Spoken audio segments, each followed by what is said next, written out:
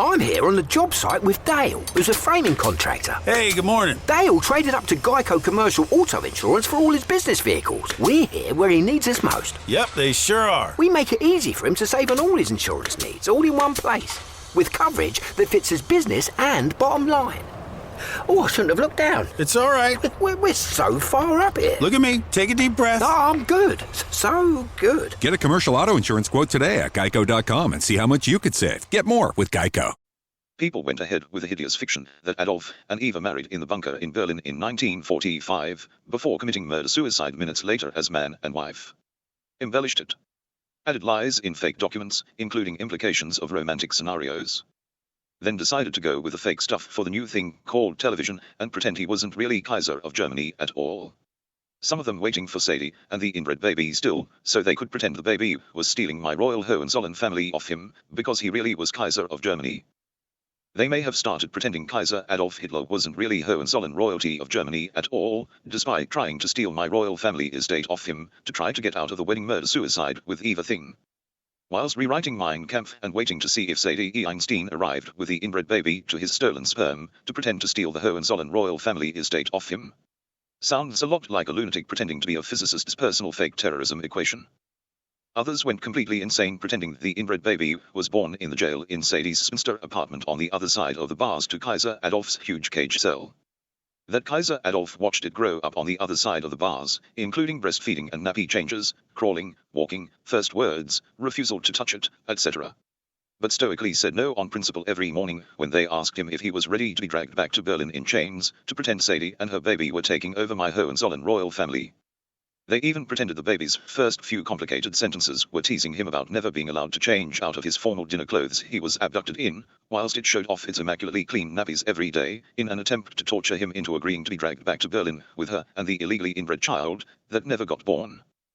When Germany disunified in 1949, the people who redrew the map into two separate countries made the map of West and East Germany look like Sadie E. Einstein breastfeeding her inbred baby that didn't really exist.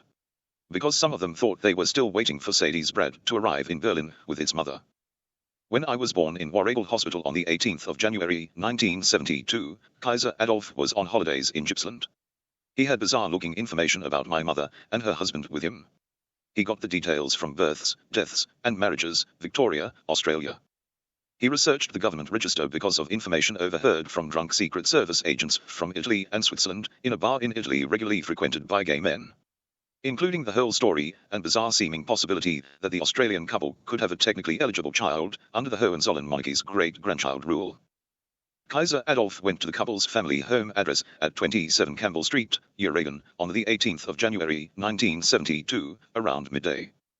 That was around 6 hours after I had been coincidentally born in hospital before sunrise that day. He chose the 18th of January for the visit because it used to be Germany's royal family-themed public holiday. He thought the information may have been an attempt at a cruel prank on him, but was a good excuse for a holiday in the place he was born. What is now Gippsland? Nobody was home at 27 Campbell Street. When he was leaving my family home towards the road, an across-the-road neighbor, who had seen him knocking on the door and was waiting for news on the new baby, started a conversation with him. Kaiser Adolf was told nobody was home because Judith was having a baby and was in hospital. The Kaiser was eventually given directions to the hospital by the neighbor, who was a friend of my father. The neighbor still lived across the road when I was growing up as a child. Kaiser Adolf decided to go to the hospital to get it all over and done with, whatever it really was. After the Kaiser arrived at the Warregel Hospital, he asked at reception if a Mrs. Webb had been admitted to hospital, with a laugh, because she was having a baby. He was asked what relationship he was to Mrs. Webb by the receptionist. He replied with a sentence, "Well, I'll be the great-grandfather.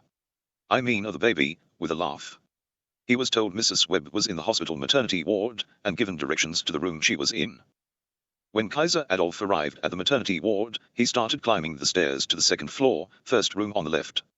I had been drowned, was not breathing, and had no pulse, and was in the sink at the top of the stairs when he arrived. I had been drowned by a person bred with Albert E. Einstein's sperm, who was still holding me under the water. In response to a short conversation about what was happening, that person panicked and let me go. He then went through the doors to my mother's room to shut her up. Kaiser Adolf saw something floating in the sink, pulled me out gently, and decided to try CPR, just in case. I was revived by Kaiser Adolf, who said "Greetings there, young baby," in German, when it became clear I was breathing on my own. I was around 7 to 8 hours old.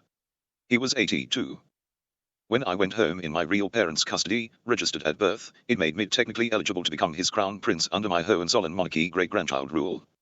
He officially authorized me as his heir and future successor as soon as he could.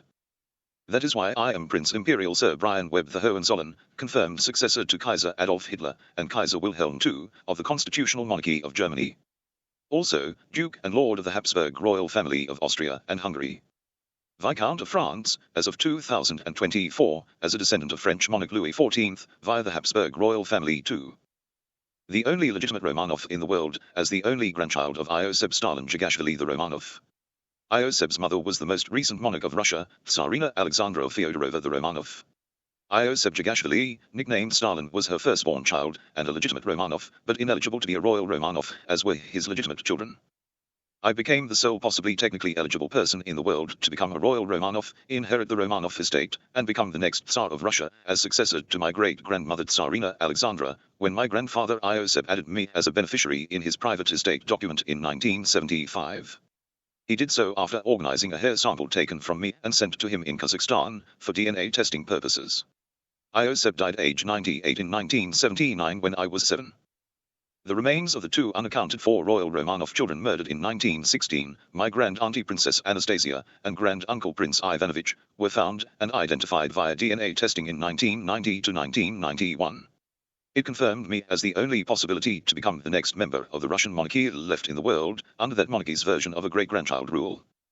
If an attempt is made to fully reinstate the royal family of Iraq, I am also the first person that must be approached to consider becoming the next monarch. My great-great-grandfather Prince Alois Hitler the Hohenzollern's mother was briefly monarch of Iraq, before abdicating to the next in line. That is who I am. It is a tough gig. Proceed to rarely seen or heard facts about recent history. Be ready for the truth. I'm here on the job site with Dale, who's a framing contractor. Hey, good morning. Dale traded up to Geico Commercial Auto Insurance for all his business vehicles. We're here where he needs us most. Yep, they sure are. We make it easy for him to save on all his insurance needs, all in one place, with coverage that fits his business and bottom line. Oh, I shouldn't have looked down. It's all right. We're so far up here. Look at me. Take a deep breath. Oh, I'm good. So good. Get a commercial auto insurance quote today at geico.com and see how much you could save. Get more with Geico.